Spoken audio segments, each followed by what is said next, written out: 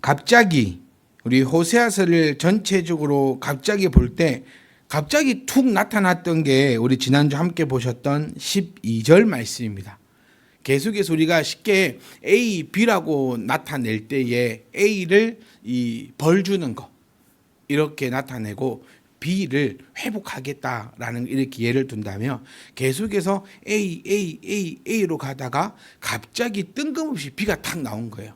그러다 다시 A로 가고 있습니다. 그래서 우리가 이 표현을 볼 때도 하나님은 사랑이시다라는 그것을 우리가 기억할 수 있다. 호세아서의 전체 내용, 아니 선지서의 전체 내용. 선지서는 왜 무섭다고 했는지 여러분 기억나시죠? 선지서는 무서워요. 왜 무섭다? 도저히 안 될 때 나타나는 게 선지서였으니까요. 도저히 방법이 없을 때 마지막으로 나타난 게 선지자를 통한 외침이었으니까요. 선지자는 이 성경에 나타나고 있는 이 선지자들 말고도 선지자는 엄청나게 많았다는 사실을 우리가 기억하셔야 되고, 선지자의 역할과 제사장의 역할과 왕의 역할이 무엇인지를 우리가 정확하게 알아야 하고, 그래서 예수님이 선지자이시자 대제사장이시자 왕이신 이 삼중직을 완벽하게 취하신 분이 예수님이시다. 이제 우리 이거를 얘기할 때 신학이라고 얘기하거든요. 자, 성도 여러분, 우리는요 학문을 배우지 마세요. 학문을 배우지 말고 말씀을 배웠으면 좋겠습니다. 신학교 가면 이런 얘기가 있어요. 성경을 배우려고 왔더니 학문만 배우고 있다. 이렇게 얘기를 하거든요. 나는 성경이 궁금해서 왔는데 학문이 배우고 있다. 저도 신학교 때 그 얘기를 정말 많이 외치고 다녔어요. 우리는 성경이 알고 싶지 이런 학문이 알고 싶은 게 아니에요 라고 이야기하고 다녔는데, 지금 생각해 보면 참 철없는 소리였다 그런 생각이 듭니다. 그거를 알아야, 이 학문을 알아야 그 위에 성경을 씌울 수 있거든요. 그게 우리가 신학이라는 거예요. 바른 신학이 있어야. 절대로 뭐 성경이 위에 있냐 신학이 위에 있냐, 여러분 당연히 성경이 최고죠.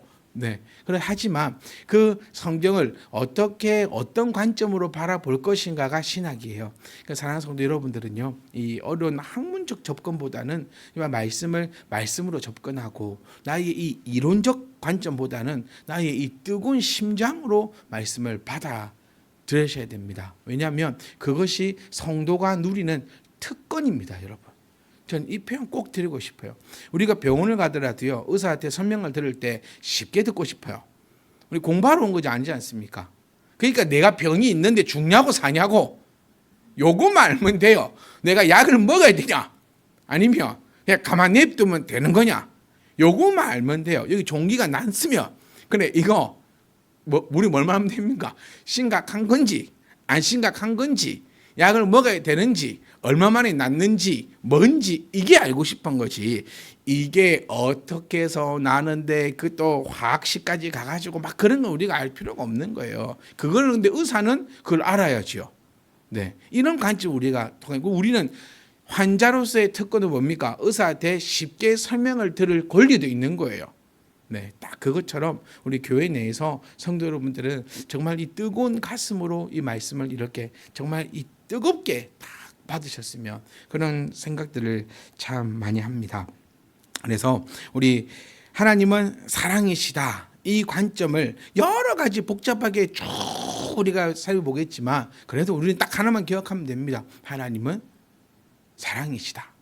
선지자들은 많았다, 엄청나게 많았다. 그런데 왜 성경에 나오는 선지자들은 이렇게 무서운가? 우리 이미 다 알고 있습니다. 특별하게 이렇게 저렇게 이들이 필요하기 때문에. 그런데 이 선지서에서 얘기하고자 하는 것도 뭐냐? 하나님의 그 애타는 마음을 나타내는 거예요. 그래서 제가 호세아서를 우리가 나눌 때 거의 끝이 나가거든요. 호세아서를 처음 나눌 때 저와 여러분들이 나눴던 게 뭐냐면, 우리 신앙생활이 저를 이렇게 표현했어요. 비성숙하다면 호세아서가 무섭습니다. 선지서는 참 무섭습니다. 그런데 내 신앙이 어느 정도 성숙하고 내 신앙이 이제 어느 정도 무르익는다면 이 선지자를 통하여서 하나님의 그 애타고 애끓는 그 심정을 우리가 알 수 있어야 된다. 그것을 우리가 또 보여야 한다. 그래서 하나님께서는 끊임없이 우리에게 노크를 하시는 거예요. 성도 여러분, 우리가 가장 조심해야 될 것은요, 내가 지금 이 정도면 되었다라는 것을 참 조심해야 됩니다. 그 구절이 뭐냐면 15절, 이스라엘 왕이 새벽에 정령 망하리로다, 이 표현입니다. 이 새벽이라는 이 표현이 두 가지 표현으로 우리는 나타낼 수 있는데요. 첫 번째는 이제 막 번영이 도래하려는 때입니다. 새벽이라는 것은요, 이제 어두움에서 밝음으로 가는 그 과정 가운데 있거든요.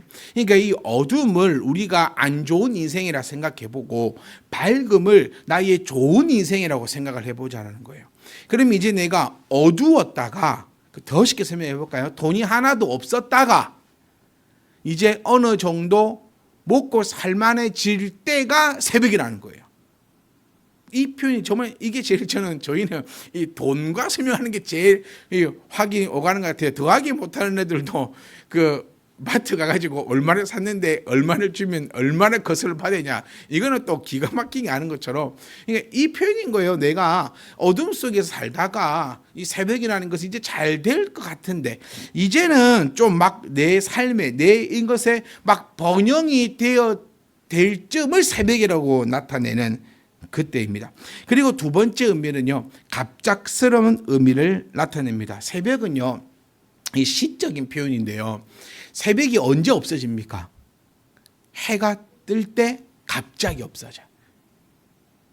이 메마른 내 가슴에 이 시적인 아름다운 표현이 나의 비수를 좀 꼽았으면 좋겠어요. 이 삭막한 이 시대에 정말 이거 정말 이 시적인 표현이거든요. 그래서 새벽은 두 가지를 의미한다. 첫 번째는 이제 어둠에서 이 밝음으로 가고 있는 그 시점에 또 갑자기, 새벽은 짧잖아요. 갑자기.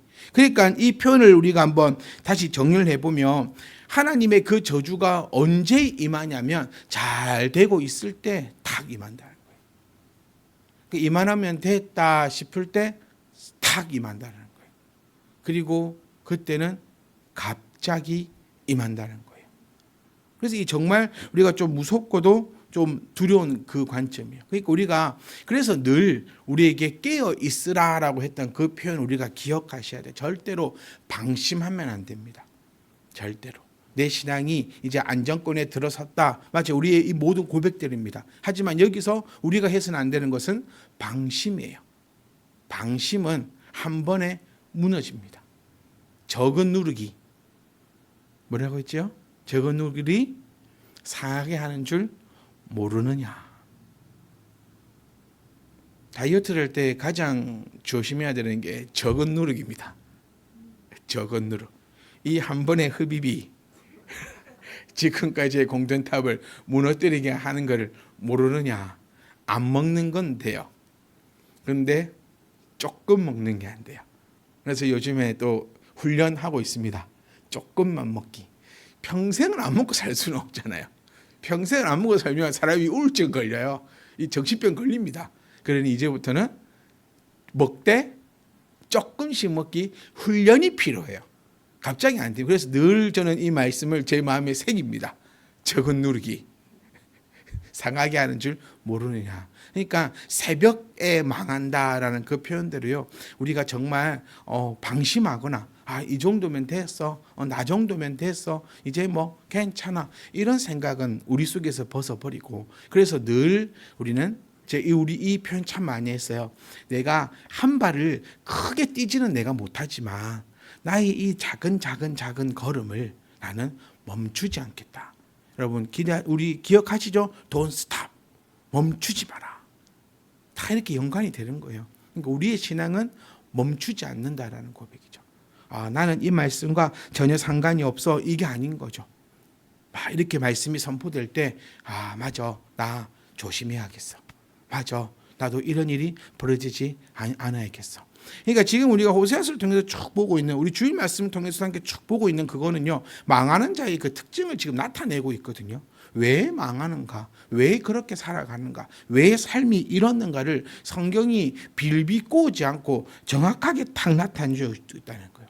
13절 말씀에 그러므로라는 말이 나옵니다. 그러므로는 앞절을 받쳐주는 의미가 되는 거죠. 그럼 13절을 우리가 한 번 더 살펴보면 너희는 악을 바꿔라 죄를 거두고 거짓 열매를 먹었다. 그러니까 여러분 지금 죄는 시작점이 죄가 뭐였습니까? 거짓이었어요. 무슨 거짓? 우상숭배요. 그러니까 시편 말씀을 통해서 너희의 입에 뭐가 없게 하라? 거짓이 없게 하라라고 우리에게 말씀하고 있다는 거예요. 그러니까 믿는 우리들에게 최소한 뭐가 없어야 된다? 거짓이 없어야 된다는 거예요. 거짓말도 가장 큰 거짓말이 뭐라고 했습니까? 스스로를 향한 거짓말이라는 거예요. 타협함이에요. 스스로를 속여버리면 답이 없다는 거예요. 스스로 딱 속여버리면 주변에서 아무리 얘기하고 주변에서 말씀이 가더라도요 꿀떡하지 않습니다. 왜냐하면 스스로 이미 속여버렸기 때문에. 그래서 이것을 성경은 우리에게 늘 조심하라는 거예요. 그러니까 늘 우리가 조심해야 될 것은 내 입술의 거짓이다. 내 입술에 나오는 거짓이 어디서 나오느냐? 내 마음에서 나오고 있다는 그 사실을 나타내고, 그 거짓은 맞아요. 우리가 살면서도 학교에서도 가르칩니다. 거짓말하지 말라고. 그런데 성경에서 가르치는 것은 사람들에게 거짓말하지 마. 이게 첫 번째가 아니라는 거예요. 성경에서 말하는 그 거짓은 하나님 외에 다른 신들을 내게 두지 말라가 먼저이고, 그 다음 계명이 뭡니까? 그 다음 계명이 이웃에게 거짓 증언하지 말라는 거예요. 이게 순서가 바뀌어버리면 안 됩니다. 그러니까 교회에서 가르칠 것은 뭐냐면 이웃에게 거짓말하지 마. 이게 우선이 아니라 하나님 외에 다른 신을 내게 두지 마라. 성경에서 말하는 망하는 거짓은 하나님 외에 다른 신을 내게 두는 것은 하나님이 용서치 않고 그것은 망하는 것이야. 하나님 외에 다른 신을 두지 않는 사람이 이웃에게 거짓말을 할 이유가 없어요, 여러분. 내가 거짓말을 하고 있잖아요. 그러면 나는 내 안에 하나님을 모시고 있는 자들이 아닙니다.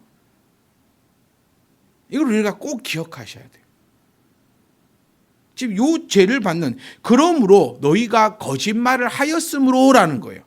그래서 또 성경은 우리에게 나타냅니다. 돈과 정확하게 나타내죠. 재물과 여호와를 겸하여 섬길 수가 없다. 어찌 이리 정확하게 두루지도 않고 그대로 직선으로 꼽아보는지 모르겠어요. 그러는 내 마음에 너희가 왜 망했냐? 망하는 이유가 있다 했죠. 왜 망했냐면 그러므로입니다. 그러면 이제 눈치채졌죠. 14절 이하 나오는 것은 망해가는 과정, 어떻게 네가 망할 것인가를 나타내고 있는 거예요. 여러분, 그러니까 지혜가 있다면요, 이거예요. 그러니까 여러분, 저와 여러분 망하고 싶은 사람 한 명도 없어요. 아무도 안 망하고 싶어요. 제가 늘 고백드렸지만 저는 제가 안 망하고 싶어요. 그 다음에 여러분들도 안 망했으면 좋겠어요. 저는 이것도 속이고 싶지 않아요. 저는 손영훈 목사님처럼은 못 됩니다. 네, 내 아들을 죽인 자를 양자로 저는 못 삼아요. 그러니까 손영훈 목사님 지금까지 저는 죄 죽고 나면 기념감이 없을 겁니다. 왜냐하면 저는 그렇게까지는 못 하거든요. 네, 내 몸을 저는 물에 빠져 있는 사람을 구하러 못 갑니다. 왠지 아십니까? 저는 그만한 실력이 없어요. 나 혼자 안 죽을 만큼 실력이지 남 구에 빠진 사람은 못 구하러 갑니다. 저는 그걸 정확하게 알아요. 그러니까 나의 신앙의 척도도 좀 정확하게 알아야 돼요. 그래서 저는 그렇게 척하고 싶지 않다. 여러분을 막 사랑하는 척 안 하고 싶어요. 저는 하나님을 사랑합니다. 그거는 정말입니다. 그런데 하나님이 여러분을 사랑하라 했어요. 그래서 사랑하는 겁니다. 이 차이가 엄청, 목사님 그 말 아닙니까? 그럴 수 있는데 이거 엄청 큰 차이가 있어요, 진짜로. 그거예요. 저는 제가 안 망하고 싶어요. 그래서 여러분께 말씀을 전하는 그 이유가 이겁니다. 하나님께서 말씀 통해서 뭐라고 말씀하셨냐면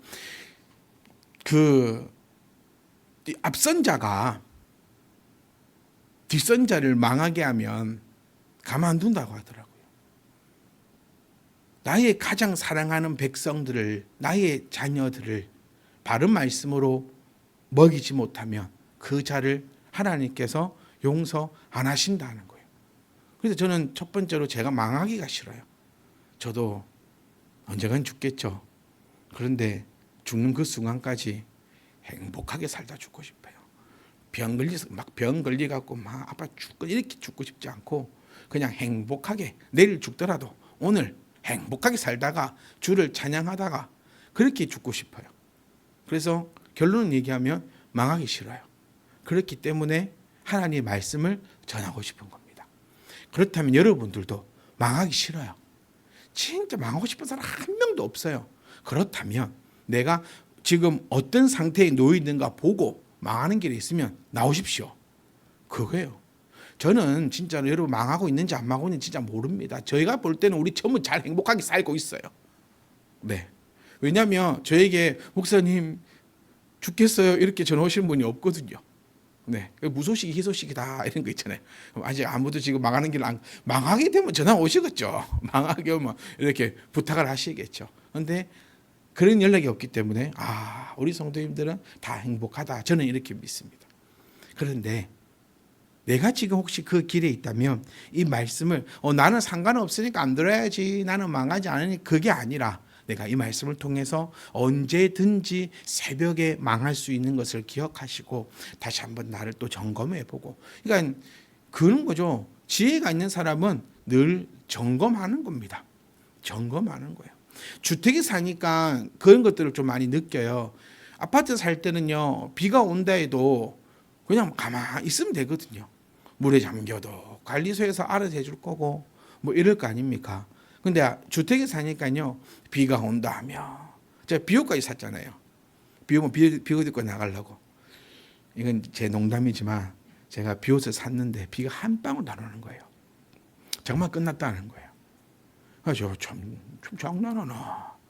막 비가 막 쏟아져야지만 주여 내가 비옷을 샀으니 비를 막 바가지에 부어주시옵소서. 제 기도 때문에 그렇게 됐다는 건 아닙니다. 이건 이단되는 거예요. 그런데 비가 너무 많이 오는 거예요. 그래서 비옷을 입고 나갔다가 다 젖었어요. 비옷을 입어도 괜히 비 올 때 순찰 나갔다가 괜히 똥범 잡아 올라다가 물에 빠져 죽는다고. 어찌 주택에 살면요. 비가 온다면 한번 돌아봐야 돼요. 물도 이렇게 잘 빠져나가는지 또 어떻는지 괜히 이거 물 차면은 아무도 뭐 관리소가 없기 때문에 관리비가 안 나는 대신에 관리소가 없기 때문에 다 이렇게 해야 되니까 점검해야 되거든요. 그 왜 점검을 하느냐? 미리 점검을 하는 거죠. 비가 오고 난 뒤에 이 방법이 없더라고요. 진짜 비가 많이 오면. 그래서 저는 막 대피하라고 방송도 막 나오고 그랬어요. 근데 우리 앞집 할머니가 저한테 그러더라고요. 제가 그래서 할머니 대피해야 되는 거 아닙니까? 막 이러니까 내가 여기서 산 지가 뭐 몇십 년이다. 70년인가 80년인가 막 그런데 우리 마을은 물에 한 번도 잠긴 적이 없다고.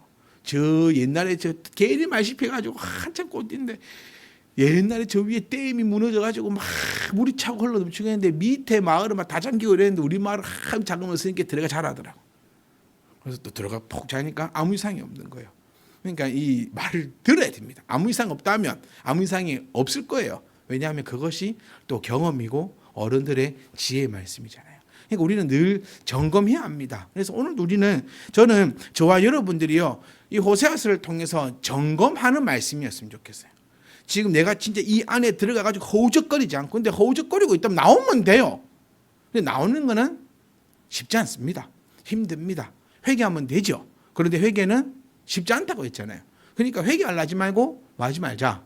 저지지 말자. 왜 어려운 길을 가려 합니까? 물론 회개하면 됩니다. 네, 어둠 속에 있으면 나오면 됩니다. 그런데 그게 결코 쉽지 않아요. 우리가 지금 신앙의 안정화를 이루고 신앙 안에서 기쁘게 살아가는 이거요. 우리 쉬운 거 아니었습니다, 여러분.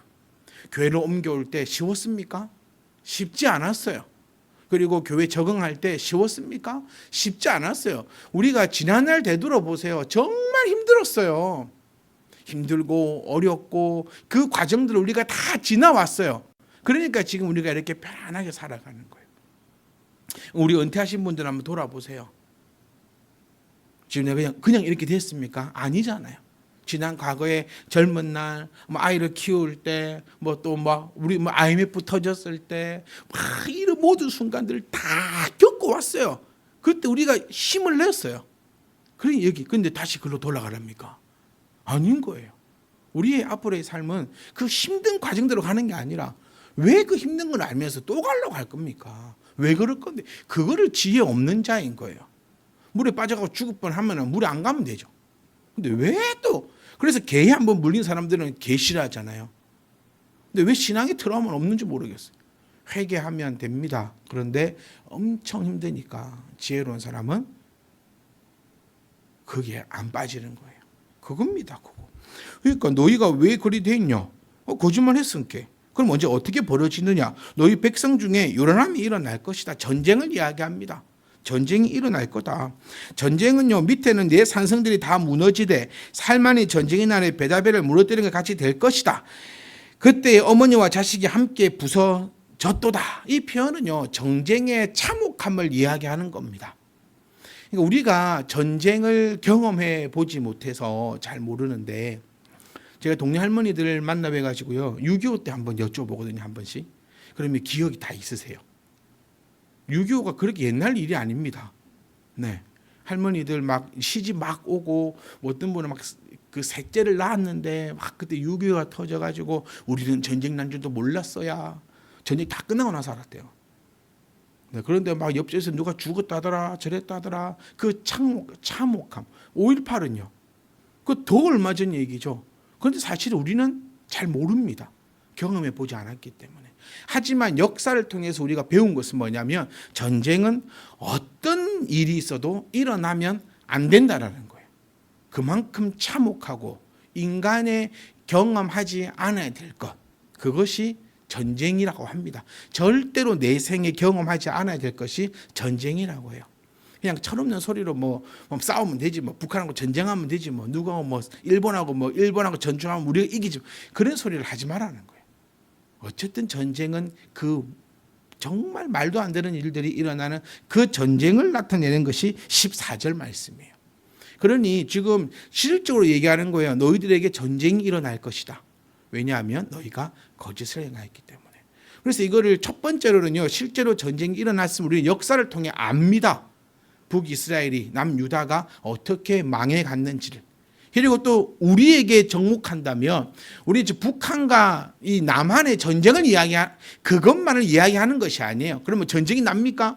기독교인들이 잘못하면 그러면 이제 북한이 쳐들어옵니까? 그 북한이 쳐들어오면은 기독교인들의 잘못이겠네요. 그런 관점으로 우리가 바라볼 것이 아니라 이것은 나의 영적인 전쟁인 그 관계로 우리가 또 바라봐야 되는 거예요. 내가 왜 이렇게 힘들게 사는가? 내가 왜 이렇게 어렵게 사는가? 내가 왜 이렇게 고통 속에 헤매고 있는가? 왜 나만 그러는가? 이런 표현들처럼 우리가 왜 그런 전쟁 속에 살아가느냐라고 하면 너의 거짓이었기 때문이다. 하나님을 버려버렸기 때문이다라는 것이 14절의 말씀입니다. 그러니 왜 그렇게 전쟁통에 살아가냐면 그 이유를 명확하게 얘기해 줍니다. 너의 거짓말. 그것입니다. 그리고 그 거짓말이 회개치 아니한다면 멸망받는 거예요. 회개했다면. 그런데 또 다시 말씀드리지만 회개는 힘듭니다. 간단하게 sorry 이게 아닙니다. 머리를 풀고 죄를 뿌리며 금식을 한다. 목숨을 내어놓는 회개입니다. 그러니까 여러분, 저와 여러분들은요, 가지 말자고요. 진짜로 저는 정말로 안 그랬으면 좋겠어요. 머리 풀지 말고, 머리 재 뿌리지 말고, 굶어 감시로 목숨을 걸어놓고 그러지 말고 하나님 앞에 그냥 찬양하고 기뻐하고 감사하고, 이 짧은 시간, 이 짧은 세월, 하나님을 찬양하기도 부족한 이 세월에 뭐 한다고 목숨을 걸어놓고 회개하겠습니까? 그런데 필요하신 분들은 해야 합니다. 15절 말씀입니다. 너희의 큰 악으로 말미암아. 그러니까 하나님이 이유 없이 한 거 아니죠? 그 이유는 너희의 큰 악입니다. 큰 악이 뭐라 했습니까? 거짓입니다. 네, 너희의 큰 악으로 말미암아 베델이 이같이 너희에게 행하리니. 그러니까 이제 마지막입니다. 이스라엘 왕이 새벽에 정령 망할 것이다. 주님은 그날은 도적같이 오신다라는 거. 이것이 긍정이기도 하지만 무서운 것이기도 합니다. 그러니 여러분 새벽에 정령 망할 것입니다. 저와 여러분들은 이것이 정말 나를 다시 한번 돌아보고 나를 채찍질하는 그런 말씀이기를 원합니다.